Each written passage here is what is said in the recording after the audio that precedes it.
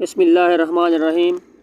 سہیل بن ابی حسمہ رضی اللہ عنہ سے روایت ہے کہ انہوں نے صلاۃ خوف کے بارے میں کہا کہ امام قبلہ رخ کھڑا ہوگا اور لوگوں کی ایک جماعت اس کے ساتھ کھڑی ہوگی اور ایک جماعت دشمن کے سامنے رہے گی اور اس کا رخ دشمن کی طرف ہوگا۔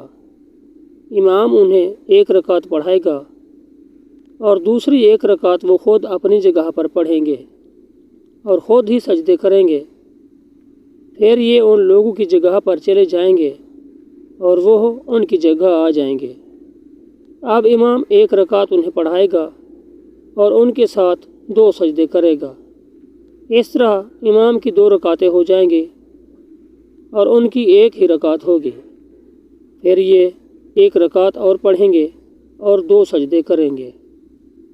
جامع ترمذی حدیث نمبر 565۔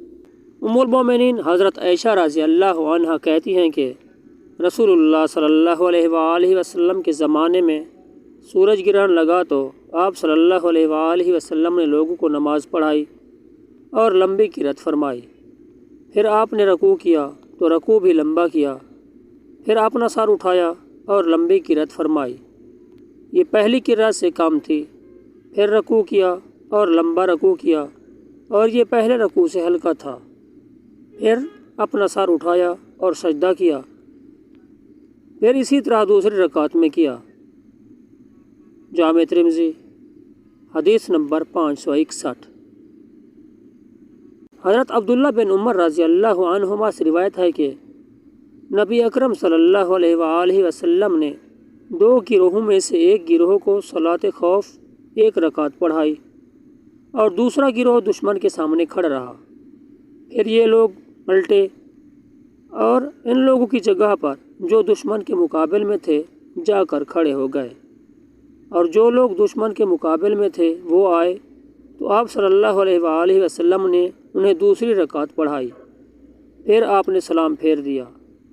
پھر یہ لوگ کھڑے ہوئے اور انہوں نے اپنی 1 رکعت پوری کی، اور جو 1 رکعت پڑھ کر دشمن کے سامنے چلے گئے تھے وہ کھڑے ہوئے اور انہوں نے بھی اپنی 1 رکعت پوری کی۔ جامع ترمذی حدیث نمبر 564۔ ام المومنین حضرت عائشہ رضی اللہ عنہا کہتی ہیں کہ نبی اکرم صلی اللہ علیہ وآلہ وسلم نے گرہن کی نماز پڑھی اور اس میں آپ نے بلند آواز سے قرات کی۔ جامع ترمذی حدیث نمبر 563۔ دعا ہے کہ اللہ تعالیٰ ہمیں ان تمام پیاری احادیث پر عمل کرنے کی توفیق عطا فرمائے۔ آمین ثم آمین۔